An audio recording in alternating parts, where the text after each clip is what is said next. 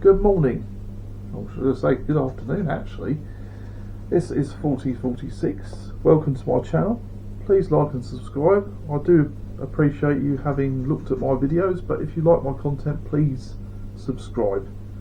It would seem that a lot of my Babylon 5 related things do get a lot of views. If you like my reviews, or please show your support by subscribing. I would very much appreciate that. Today's review, before I make a video about something else, is for Babylon 5 Book 3, Blood Oath. Again, this one is quite difficult to find. Probably the easiest way in this country, although those are quiet, is the first 3 books were in a omnibus. The only problem with this omnibus is that it's difficult to find as well.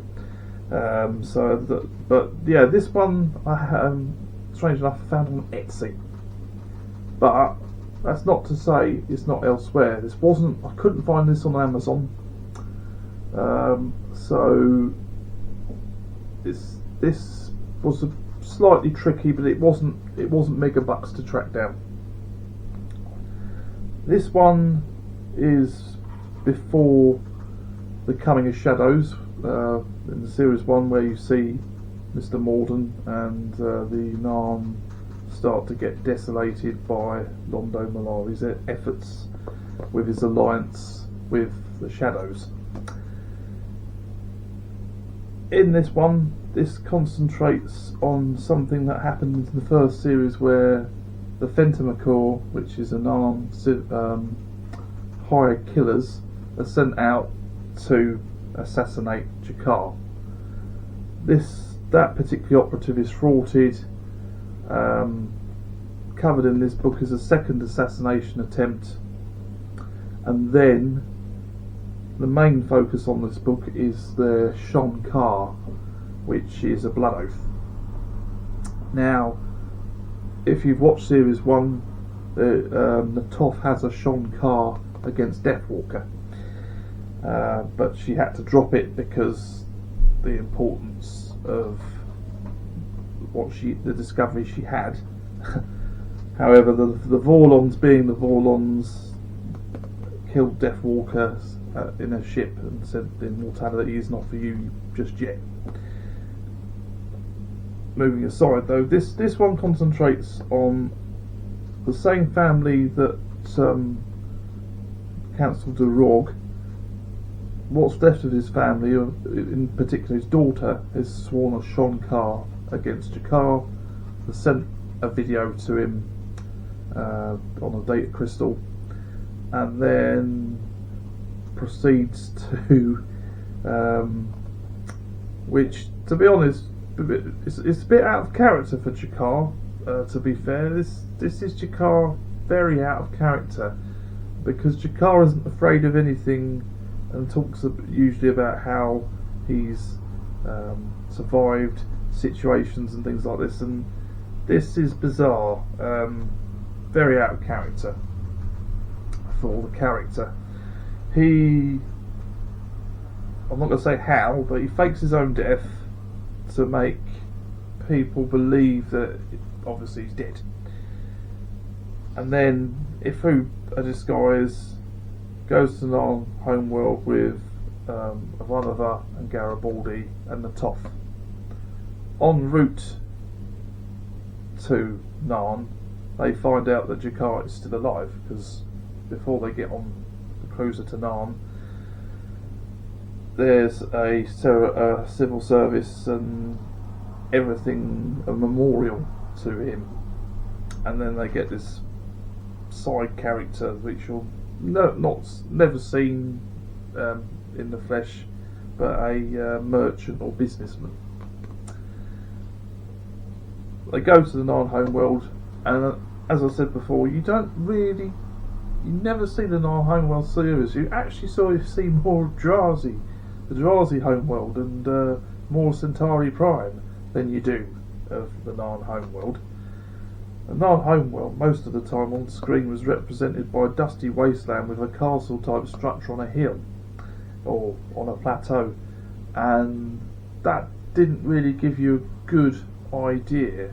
This one talks about the Narn civilization prospering and rebuilding, because unfortunately, as is covered in the next volume in the series, the Narn, after freeing themselves from the Centauri, decided to annex and protectorate several realms around their borders and technically enslave said people.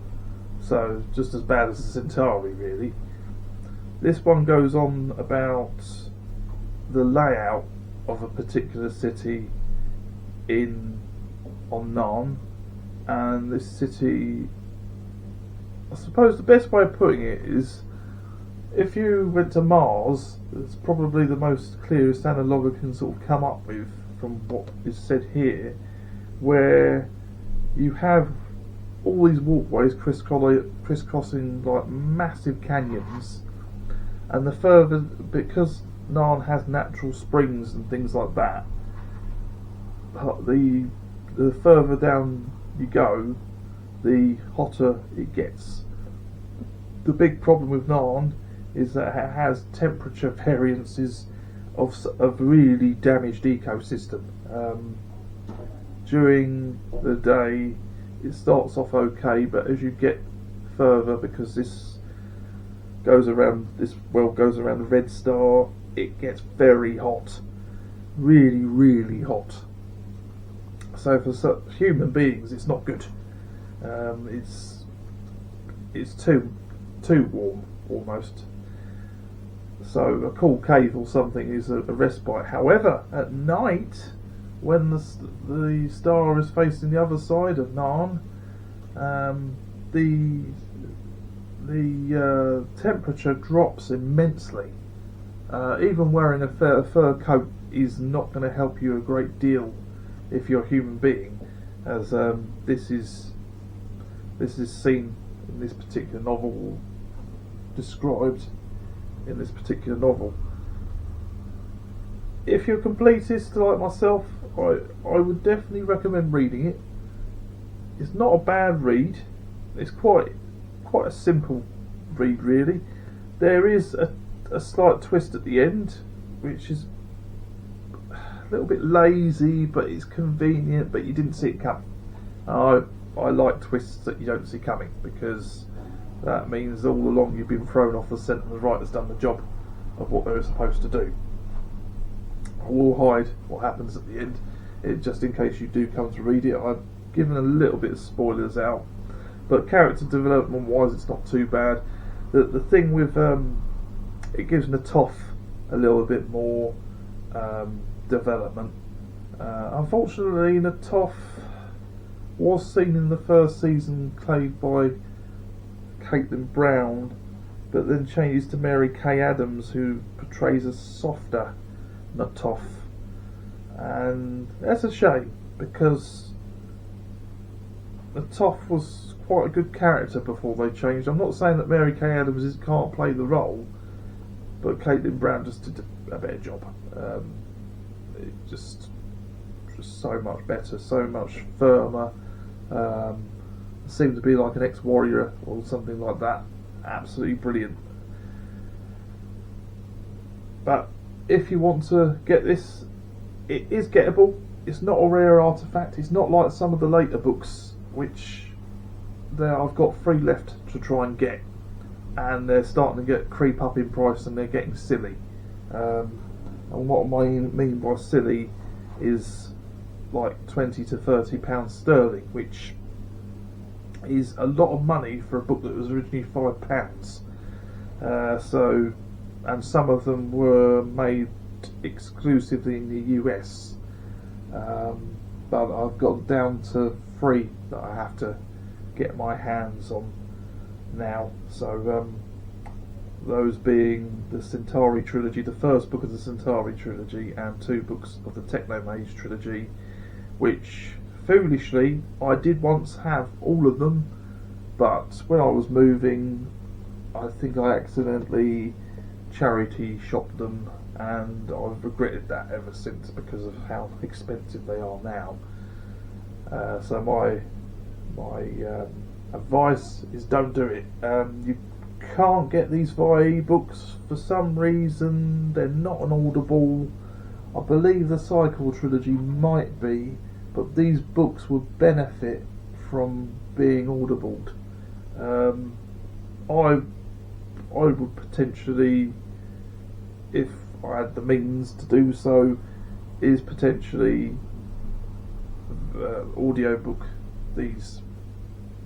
Well, make audios of these, but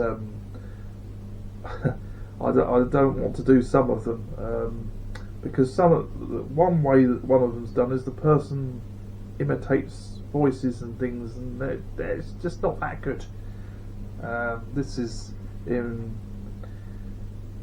response to having listened to an Ian Banks novel, which I have read, but it just, I don't know, it just would have benefited from a male and a female character rather than just a male narrator, which then tried to imitate female voices, which he didn't do very well, to be fair.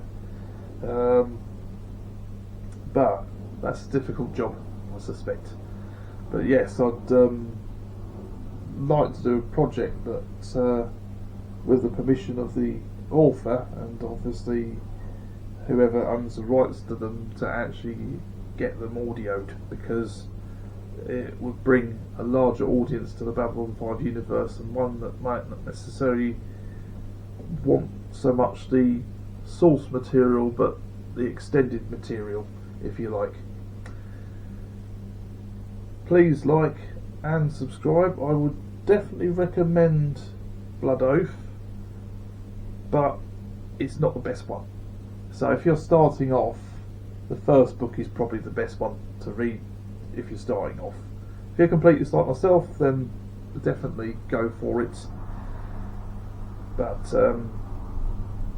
as of that, definitely go for it. I will do more reviews about Babylon 5, but I don't want this to be a purely Babylon 5 channel, as there are many of those, I suspect, on YouTube. More like video essays, but they're all the ones I've seen, and not that bad. Not that bad at all. Anyway, have a great day wherever you are. If you're struggling and you know someone and they'll listen, talk to them, because that's the best way of doing something. Failing that, do something that puts you at ease. This is 4046 signing out. Please like and please subscribe. I cannot stress that enough. It does give me the more impetus to create content as this goes on. Thank you, and until the next video,